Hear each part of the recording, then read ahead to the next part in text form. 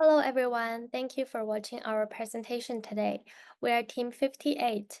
Today we're going to talk about our analysis of road traffic accident in Addis Ababa subcity. We will discuss through some key insights in the data, highlight what stood out to us the most, and share a few possible takeaways. Here's a brief introduction to our dataset. It has over 12,000 records from 2017 to 2020, with 32 features like driver information, vehicle type, road condition, and accident location. Our goal is to analyze the data to better understand traffic risks or support safety research. We use the uncleaned version because it contains more raw data, allowing us to explore deeper patterns that may have been lost in cleaned version. We have 5 sections in total, and I'm doing the first one, which is temporal and spatial analysis of traffic accident. So let's start by taking a look at accident severity. This pie chart shows the distribution of accident by severity out of a total of 12,316 cases. Slight injuries resulted in most accidents, about 84.56%. Serious injuries account for 14.15%, and only a very small portion are fatal accidents, meaning that most accidents are minor, but we still need to pay attention for severe cases. Moving on to this bar chart, we can see that the most traffic accidents happen in the other and office area categories. Together, that's 59.03% of all cases. These areas are often busy and sometimes not clearly defined, which could make accidents more likely.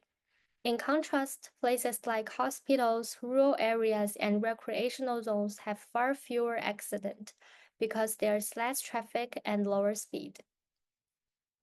This dashboard shows how traffic accidents change throughout the day using 3 metrics: number of accidents, casualties, and vehicle involved.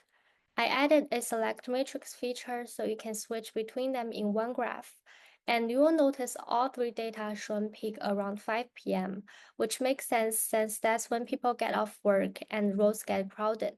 The lowest point is between 3 and 5 a.m., when most people are asleep.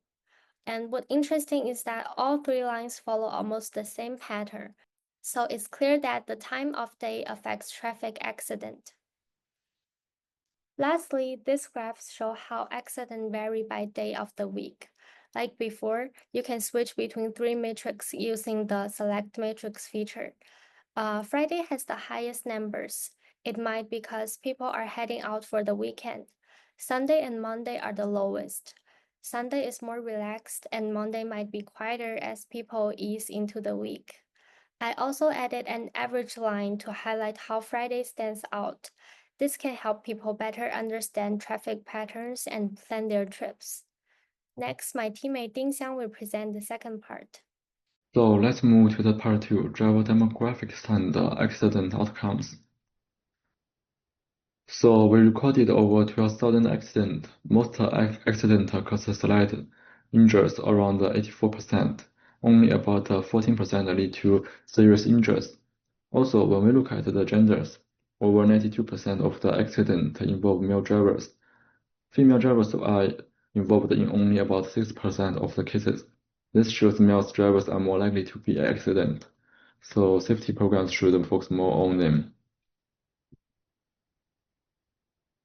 Let me see the number of the accident by the driver's education level. More than 60% of the drivers in accident only had junior high school educations. About 18% had elementary school educations, and less than 3% had above high school educations. This means the lower education levels are linked to the more accident. Drivers with the least educations may need more training and awareness.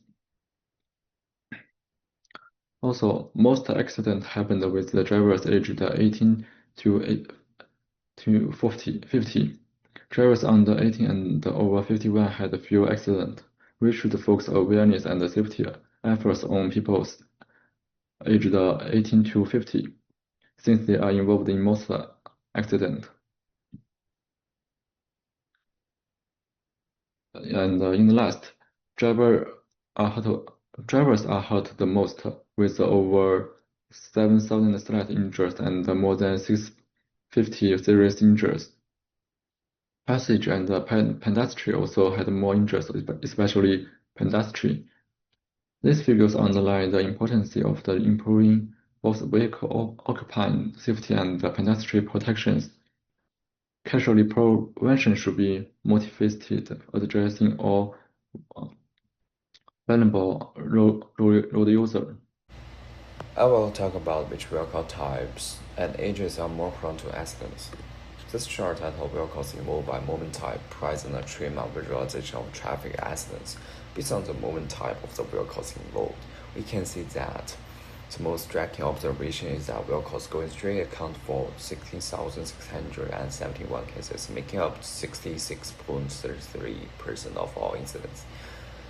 This should suggest that even though going straight is the most common accident in safe driving maneuver, it is also the one most frequently involving accidents. This could be due to factors like higher speeds, dense traffic, or reduced driver attention during routine driving.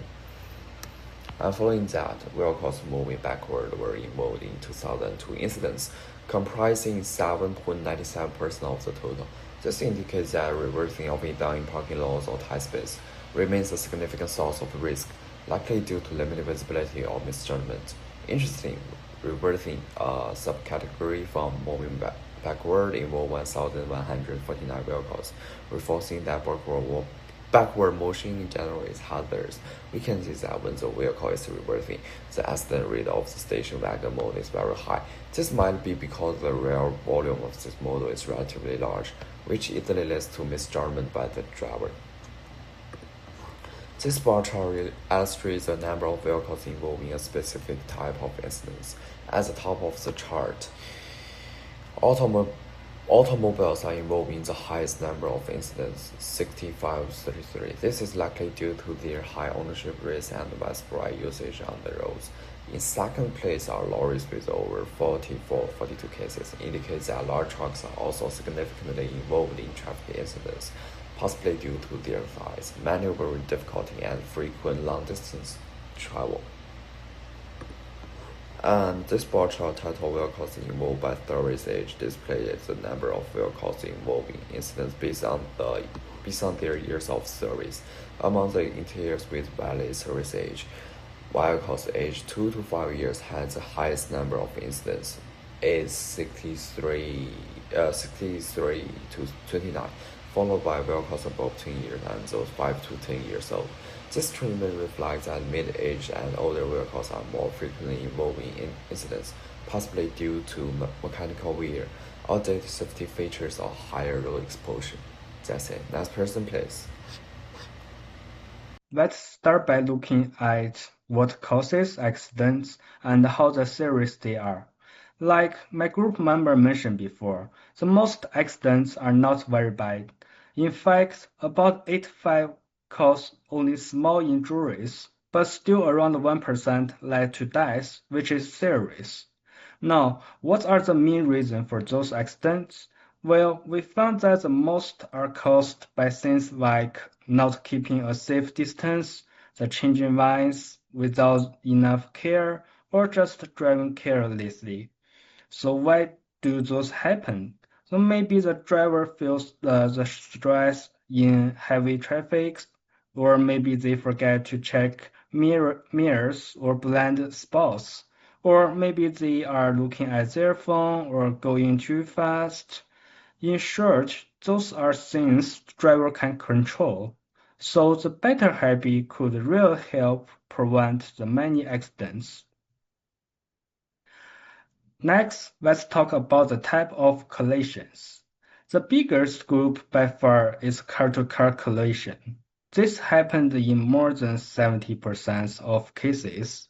After that, some cars hit the roadside object, and a smaller number, about 7%, include the pedestrians. So what does this tell us?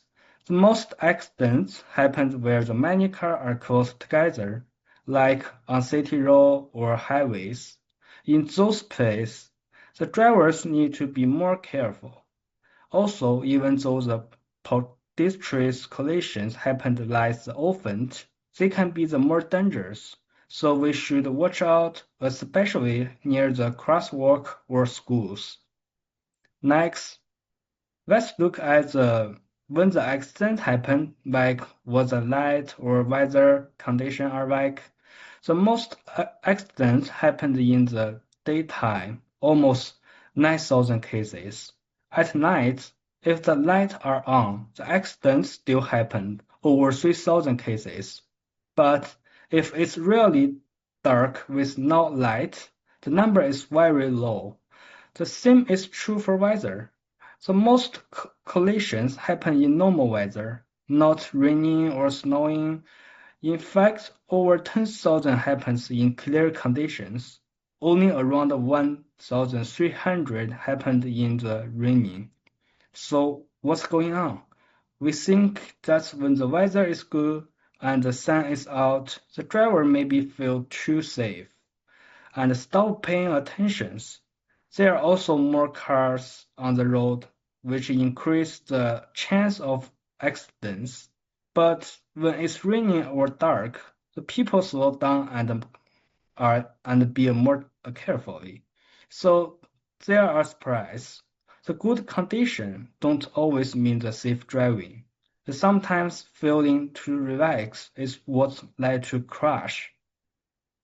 Upon all the analysis my teammates presented, to fully understand the underlying patterns and the risk factors, we need to examine the data from multiple dimensions, including gender, driving experience, and the specific causes of the accidents.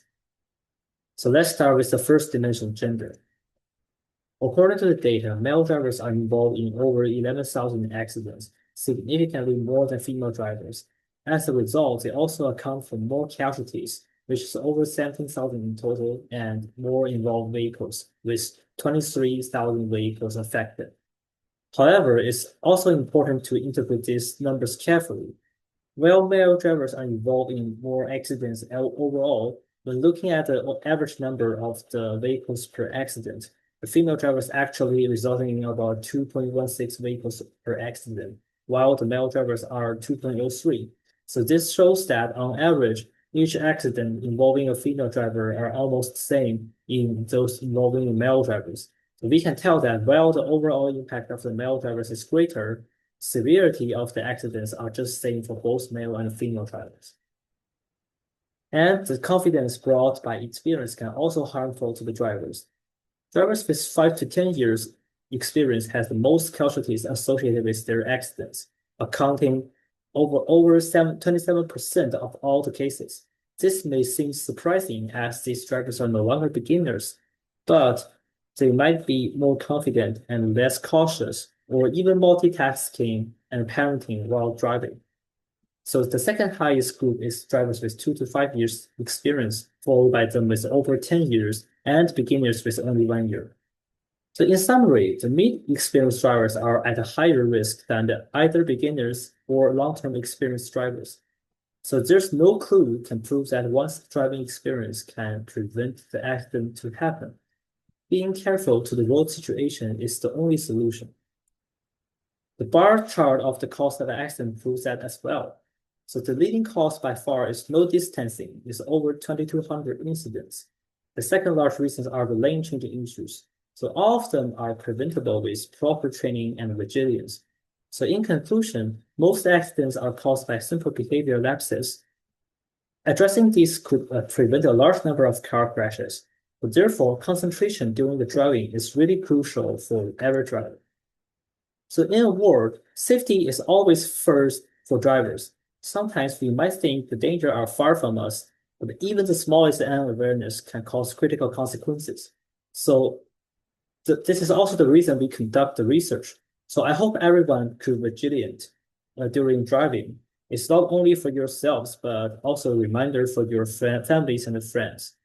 So here's the end of the presentation, and thank you all for listening.